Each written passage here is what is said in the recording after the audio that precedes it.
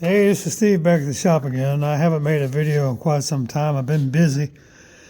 And I wanted to bring everybody kind of back up to date on the progress of the Trojan Roadgrader Road Patrol. Geez, where do I start? I've been putting everything back together, doing some spot painting here and there. When I get done, I'll kind of fog back over some of this stuff. I haven't painted the front, as you can tell. I've got some welding I've got to do up here yet. I got to weld a piece over the top of this. I've removed the other one. If you might remember, it had been bashed in, was dented up pretty bad. Anyway, I got started some of the reassembly. Now, when I get done with all this, I'll go back over this with a rattle can and kind of touch up this paint. I'm not going to paint this up here in the front until I get done with this welding up here.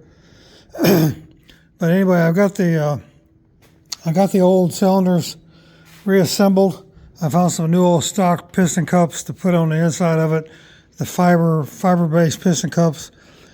Yeah, the rams are kind of rough, as you can tell. They're not real shiny. The inside, these cylinders were locked up tight when I got them. The insides are kind of rough, I got to admit it. But for what I'm going to be doing with this is going to be a trailer queen, show machine kind of a thing. All I want is, of course, the carriage and the blade goes underneath all this. All I want out of this machine is to raise the carriage, get it on a trailer, take it off the trailer, drop it. People can walk by and ooh and ah and all that kind of junk, and I'll load it back up again and take it home. So for those purposes, I think those cylinders are going to do well. They're kind of unique. This mounting system, if it was any other kind of mounting system, I would have replaced them. But if I was going to use this, I would have had to have these cylinders actually made. This is the only way I've ever seen. I mean, I've never seen anything like this before, mounting-wise. It's because of this kind of a gimbal kind of a deal here. That way the carriage and the blade can float back and forth. Anyway, I got the check valve, took all that apart and cleaned it up, put the check valves back in and put new hoses on it. I had to replace the original valve. The original valve was just worn out and it was junk, so I got a suitable replacement for it. Got this thing plumbed in.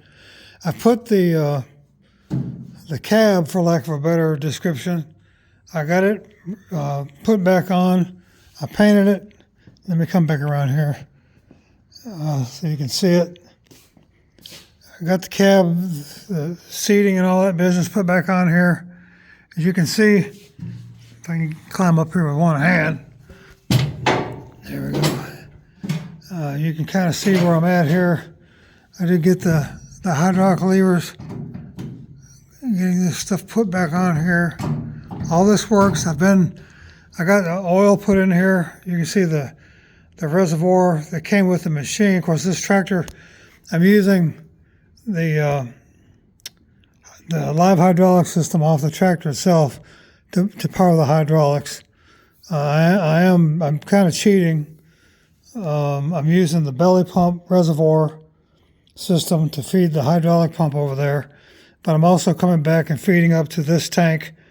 I mean, I got plenty of oil capacity.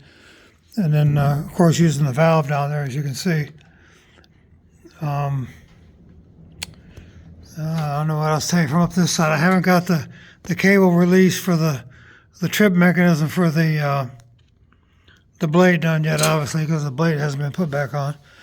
But anyway, I got the, now, for the fun part of getting down without breaking my head here. Here we go. I got the cab part put back on, which was not an easy task for one guy because this thing is substantially heavy. Got some lights put back on it, got those wired back up. All that stuff works.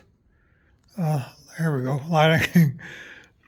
You can see here, this is the original oil capacity, the original oil reservoir. Originally, where these two holes are, the pump came up here, hydraulic pump was mounted right here. This particular tractor, when I put it in here, I put power steering on this tractor. You can see where the pump is at. This would have interfered with the original hydraulic pump. The original hydraulic pump was absolutely worn completely out. That's why I opted with going with the live hydraulics off the tractor. Now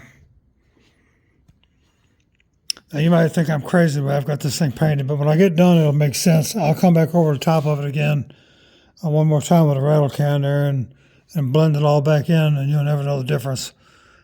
I've got the pieces that go. There's pieces that go on top of this. I've got those painted.